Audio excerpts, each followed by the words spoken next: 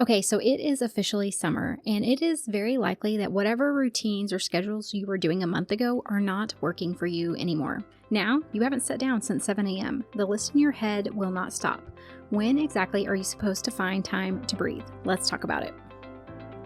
Welcome to Chronic Illness Moms. If you're more than just a tired mom, I'm talking trying to make it through the day without crashing by noon while raising neurodivergent kids, you're not alone. I'm Ashley, a wife, mom, and certified health coach. I have lived with autoimmune disease and flare-ups that made everyday life feel harder than it should. After years of pushing through and burning out, I learned how much stress, poor sleep, and nervous system overload were driving my symptoms. Everything changed when I started building small, realistic habits that actually supported my body instead of fighting it. In this podcast, you'll learn simple habits that help you to feel better. So pop in your earbuds and take a break from the chaos. It's you time. Hey friend, welcome back. Okay, today I want to talk about a feeling that I have been noticing really over the last probably month or so, because I think it's something that a lot of us are walking around with and we don't really have a name for it. It's this feeling of going from one thing to the next all day long and never actually getting a moment of rest or downtime in between. Maybe you do a therapy drop-off, a tutoring pickup, a load of laundry, an email you forgot to send. Then you're looking at what are you doing for dinner? When are you going to do that load of dishes? And somewhere in there, you're supposed to be a human being and not just a logistics manager. And by the end of the day, even if nothing huge has happened, you feel like your nervous system has nothing left. It has been on alert all day long. And the thing is, most of us don't really recognize when that's happening. The exhaustion, we will say, is because of a lack of sleep. The constant replaying gets blamed on anxiety. The I can't catch up feeling gets blamed on having too much to do. And those things are real. I'm not dismissing them or saying that they're not true for your life. But underneath that, for so many of us, there is also something else that's going on. Our day is never giving our nervous system any space to come down from the things that we're running to, like from thing to thing. And after enough hours of that, our bodies just stay stuck in this on mode all the time. And so I want to talk about that because we are sitting at the front end of summer. And I know a lot of us are still running to therapy or tutoring or medical appointments. That doesn't really stop for a lot of us during the summer. So what does shift, though, in the summer is that the routines of the year really itself changed. So whatever pattern was working for your family, whether your kids were going out the door to school or you were homeschooling, or maybe you were doing some kind of a mix like my family does, that pattern changes whenever summer happens. The activities your kids were in wrap up, the co-op you were doing is on pause, or classes have ended, and the routines that gave your week a little bit of structure are totally gone. And while that feeling is really nice, because I've noticed for myself, it is nice to have that extra downtime. The other thing is that, our kids are having a lot more unstructured time on their hands, which can mean more demands are coming at us all day long, especially for those of us who have neurodivergent kids. The season of summer when, yes, we do have a little bit more breathing room, but also a little bit less structure, that can really impact our kids and their ability to understand and really cope with their day when they're not sure what is happening next. So on top of that, if you're also managing chronic symptoms, that's going to hit so much harder for you because your baseline energy is already lower than a lot of people's. So what do? We just run all day with no gaps. And then by the time we get to the evening, there is just nothing left in the tank. And I know, especially since starting summer break, I have been running into this as well. So I want to give you a name for that. And I want to talk about one really small thing that you can do. This is a thing that you don't have to schedule or block out time for because you already have the time for it. You just don't know it yet. And a side note really quick, if this is hitting really close to home for you and you're at the point where you want to actually sit down with someone and look at what is going on for you, what's happening in your day, when can you fit in these little healthier habits to start making time for yourself, to start making time to improve your health, to feel like yourself again. That is what my one-on-one Feel Better coaching calls are for. We sit down for an hour, we do an audit of really your day, your lifestyle. We look at my Feel Better framework, which are those 9 foundational areas of health, and we figure out what is the one thing that you need to work on the most that we can weave into your day in a really simple way that's going to move the needle for you in helping you to feel better again. You can find more information about those calls at ashleybraden.com/coaching. I'll also have the link down in the show notes below.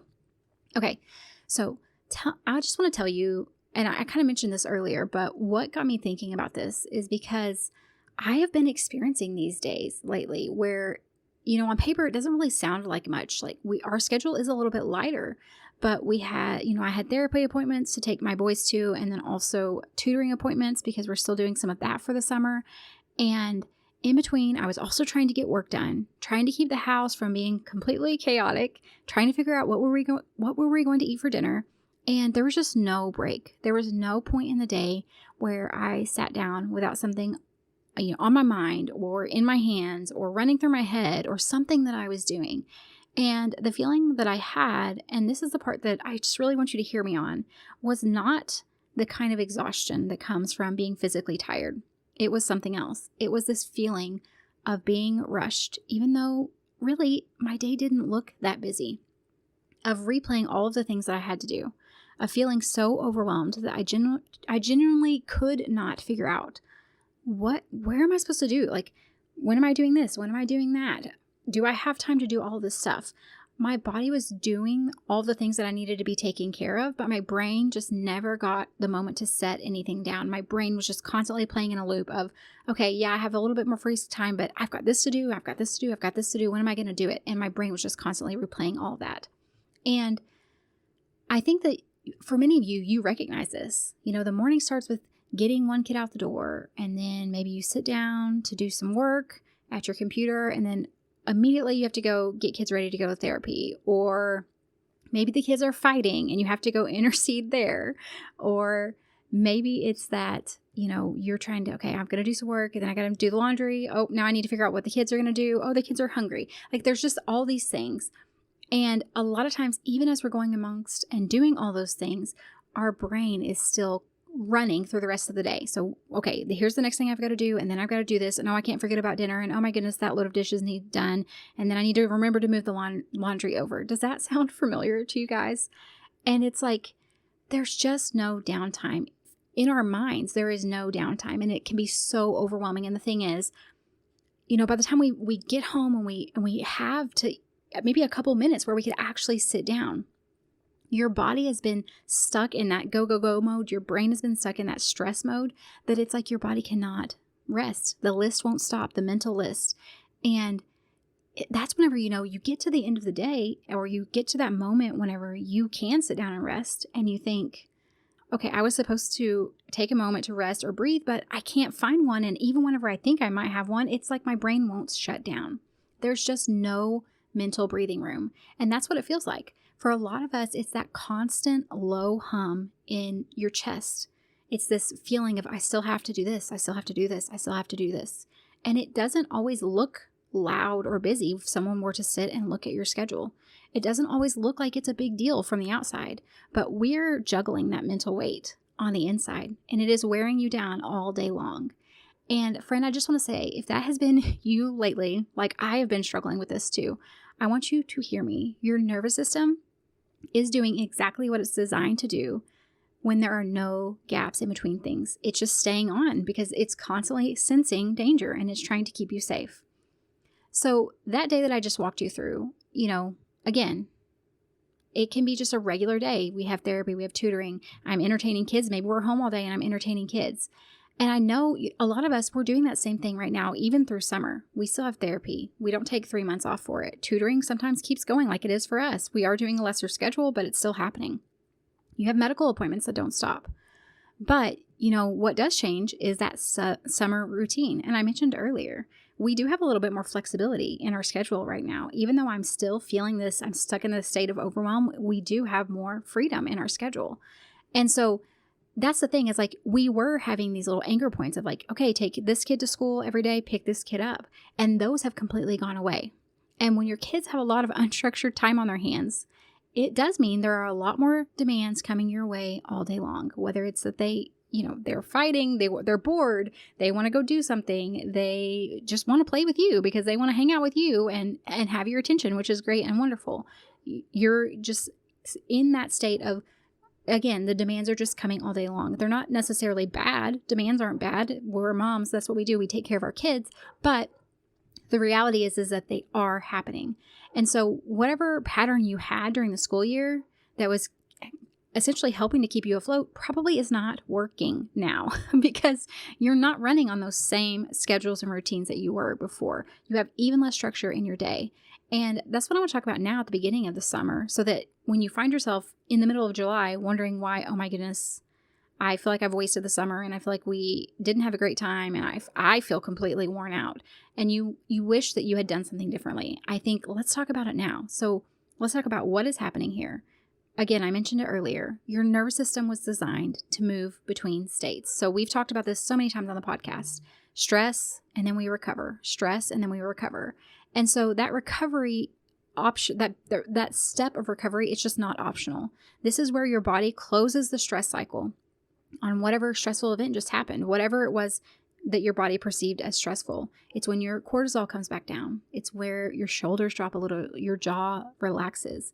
It's where you breathe a little slower and a little deeper.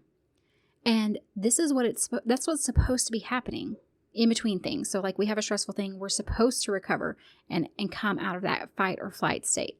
But a lot of times what is actually happening is, especially as we're in this new schedule, where we are just on demand all the time. And that's honestly, I was telling my husband, I love having all of my kids home with me.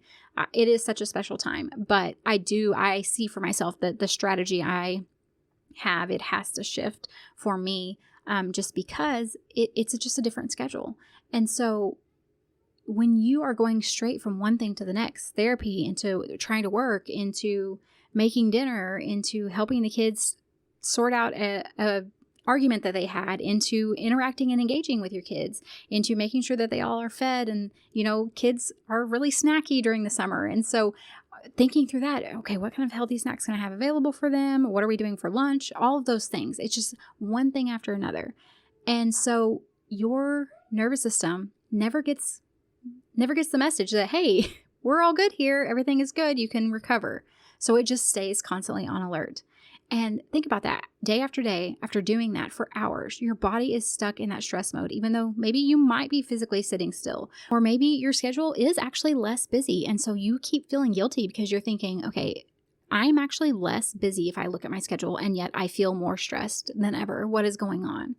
But the thing is that your body is going, like you feel rushed, even whenever you're getting a moment to yourself, or you're feeling that constant stress and the replaying.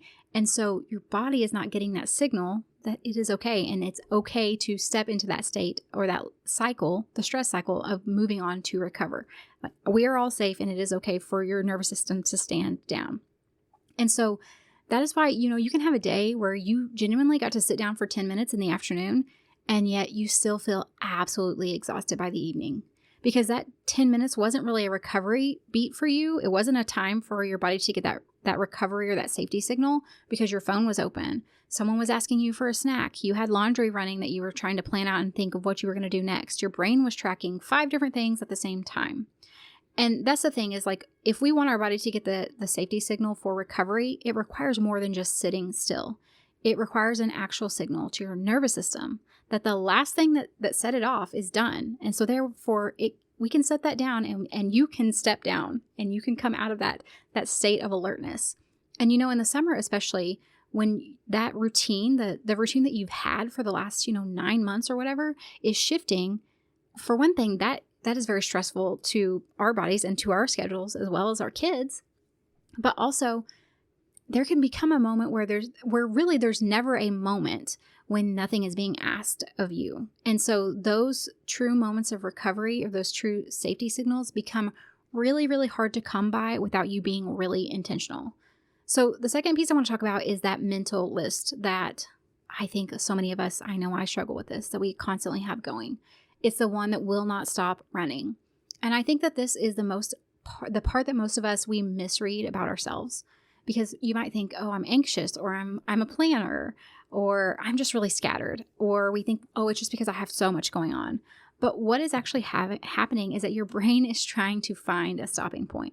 It's trying to wrap up what you just did before the next thing comes. And then when you do not give it that stopping point, it can't really file anything away and put it down. So it's like tabs on your computer. It's all staying open all at the same time. Every appointment, every undone task, every half-finished thought, all of it is just sitting there like tabs open on a computer in your head at the same time. That is your brain doing its job in a day that didn't give it any space to close those tabs and move forward. That's really all it is.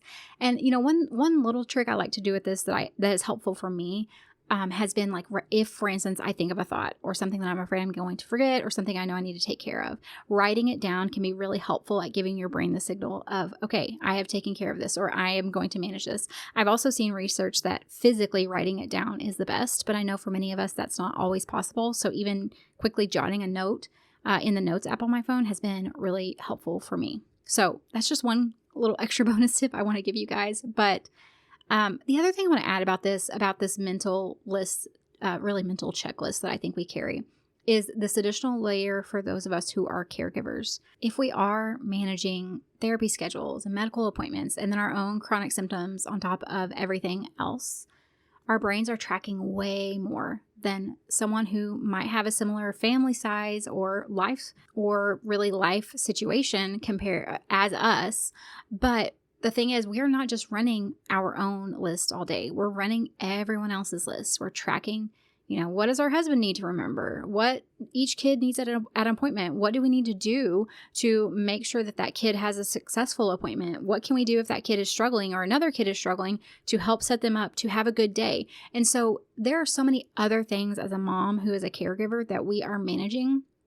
And, this is not to say that moms who aren't caregivers aren't managing other things for their kids, because they absolutely are. But if you are a caregiver, you know exactly what I'm talking about. And there's just a different level, especially as a mom who has kids with special needs and then also a child who really doesn't. For me, it's very noticeable the difference of what the mental list that you have for those kids. And just, again, like I said earlier, helping them to be set up for success. Like, how can I help them to have a good day today? How can I help them to feel their best? How can I help them to show up to therapy and be able to participate and get the most out of this? Or how can I help them with their tutoring? All these different things. And so on top of that, we are also managing our own chronic symptoms. We're thinking, okay, what is it that I need to do to help myself to keep up with all this, to help me to feel my best? And it can just become so much. What's running low at home? What are the therapy goals that I need to be working on with my kids here at the house as well? Who's having a hard time this week? Who needs a little extra grace today because they didn't sleep well last night? That is not just a couple of things that you're managing on your own list. And I will say this is something, whether a mom is a caregiver as far as like special needs or not, I do think this is something that all moms juggle and really carry. We are managing everyone else's list as well, not just our own mental list. And it is so much. And the thing is that no one really ever taught us, how do we set down those lists? So like, okay, I'm only going to manage one list at a time. I'm not going to manage 3 different lists at the same time, because that mental load is just a lot. That is a lot to handle. Okay. So the other piece that I want to talk about is one that I think that we miss a lot. And this is something that can be really hard. As a mom who homeschools and also works from home, it can be hard. But, looking at community, none of this is going to reset overnight. So when your nervous system does not get a recovery signal during the day, your brain does not get a stopping point on the mental list, then you start the next day already carrying all of that stuff from the previous day, and you don't get a break or that safety signal to go into recovery the next day either. And then the next day. And after a week, your body is just running completely depleted because it has not actually closed that stress loop in a week. And after 2 weeks, your sleep is suffering. You are not patient. Your symptoms are starting to flare up. And that is what people are usually talking about when they say that they have burnout. And it's not about like one bad day or really even a couple bad days. It is usually a slow build of all of the days where nothing actually got finished and it's just stacking on top of each other over and over and over again. And, in the summer, especially with those routine shifts and then the extra demands that a lot of us might have, we might also be noticing, okay, longer nights, kids might be staying up a little bit later, and it's messing with our sleep. So summer can be a time when a lot of times this can really compound for us just because of the schedule shift and the changes.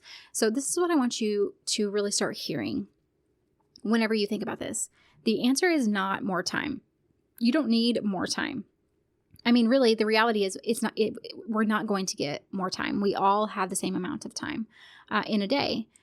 And we know that. But in the summer, whenever those rhythms of those routines that you have are shifting, a lot of times you might have a little bit more free time in your schedule, but you have less mental time. And so the answer is going to be changing what is happening in those transitions that you already have. So instead of it being a time where we're thinking, okay, I've got all this extra time, but I can't shut my brain down. I'm managing all this list for everyone else. I don't know how to put this down, this mental list down. I don't know what to do. I feel like I need more time because I have too much to do. But the reality is I don't have more time. I have 24 hours in a day, just like everyone else. So what can I do? How can I make this to where my body is not in a constant state of stress? So, and this is what I want to recap for you really quickly, because I think whenever you see all three of these things sitting next to each other, it does make a lot of sense. So when you're going from one thing to another, like on and on and on all day long with no gaps in between, no cue to your body that everything is okay, that you are safe, you've got three things happening at once. Your nervous system is staying activated because it never gets that signal that last stressful thing is actually over and you can move on from it. So your body is constantly stuck in stress mode even when you try to sit down to rest. Your brain is keeping that mental to-do list running all day long because you never gave it a place to land. And like I mentioned earlier, I do think writing things down can help so much. Make a note. Jot it down on your notes app, whatever you've got to do, but give it somewhere to land. And then, of course, for caregivers, that's not just one list. It's however many kids you have, plus managing the house, plus, like I said, if you're trying to make sure your husband remembers something. And all of those things are compounding on top of each other day after day after day. So you're not just carrying the stress load from today, you're carrying it from a week before. And it's all just, like I said, compounding in your body. And your body and your brain are responding exactly the way they're designed to when you're not getting that safety cue. And it's not weakness. It's not a personality flaw. It is just the way your body is designed. Whenever it doesn't really have the space to say it's okay to stand down. So here's what I want you to focus on this week. I want you to pick one transition in your day that is already happening. So this is just going to be one moment it's something you're already doing. Maybe it's walking from your car back into your house after pickup. Maybe after picking up or dropping off kids from therapy. Maybe it's whenever you're sitting down at your desk and you're going to open up your laptop.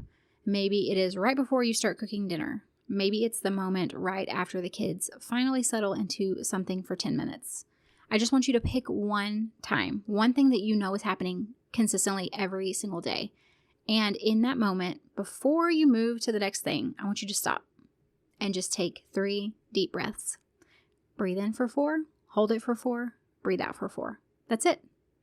That is the win. Again, I understand, like I laid all this out and it feels like, oh my gosh, this is so impossible. And this is when the temptation to try to completely overhaul our entire life kicks in.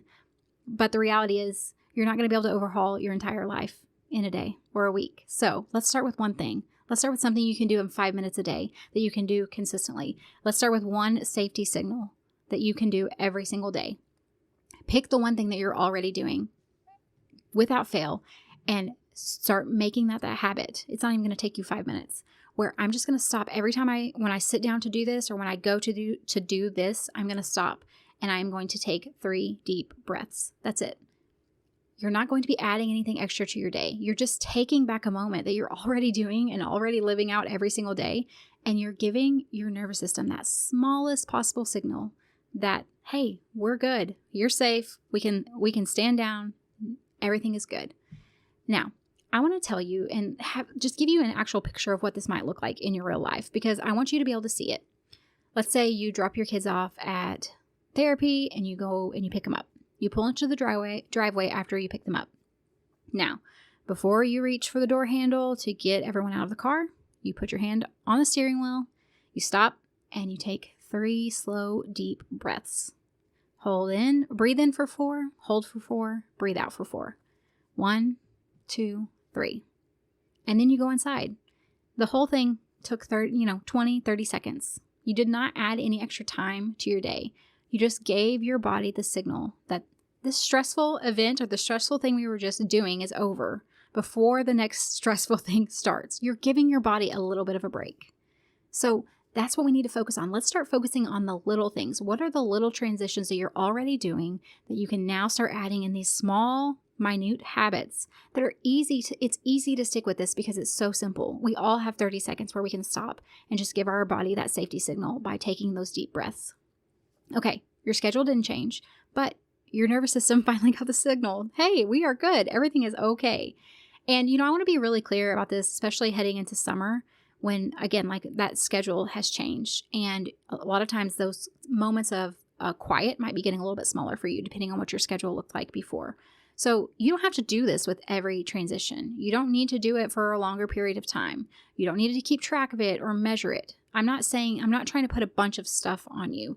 I just want you to pick one transition and start there. Now, what you might find, which is what I have found for myself, is that now that I'm doing that, I am now just naturally doing it whenever I'm starting to feel overwhelmed, whenever I'm starting to feel that stress building up. And so that is the goal, but that is not what we're setting out to do off the bat. This is not us trying to set you up to have even more stress because you're stressed about the thing you're not doing in order to lower your stress. That is not what this is about. This is just you picking one transition, taking those 3 deep breaths once a day. That's it. That's all I want you to focus on. And if you want to share with us what your transition is, like what is the transition that you picked and what happens whenever you do that? What did you notice? Then come over to my free Facebook group. I will have the link down in the show notes below, and you can tell me, when is that transition? What have you noticed when you do it? I would love to hear from you because I feel like this can be something that can make such a huge impact on your stress levels and also your week. All right, friends, that is all for this episode. I hope you have a wonderful week, and I'll see you back next time. Hey friend, I hope you found today's episode helpful. If you did, would you take a minute to share it with another mom who's struggling with chronic symptoms? And leave a review on Apple Podcasts. It means the world to me to know this podcast is making a difference for you. All right, it's time for me to go tackle those snack requests, and remember that a short walk, even if the kids turn it into a race, still counts as self-care. Keep chasing those little wins. Even when it feels messy, you're making progress. The information shared in this podcast is for educational and informational purposes only and is not a substitute for professional medical advice, diagnosis, or treatment. Always consult your healthcare provider before making any changes to your health routine. I'm not a doctor, and this podcast is not intended to treat or diagnose any condition. You're the expert on your body. Listen to it and reach out to a trusted provider for support.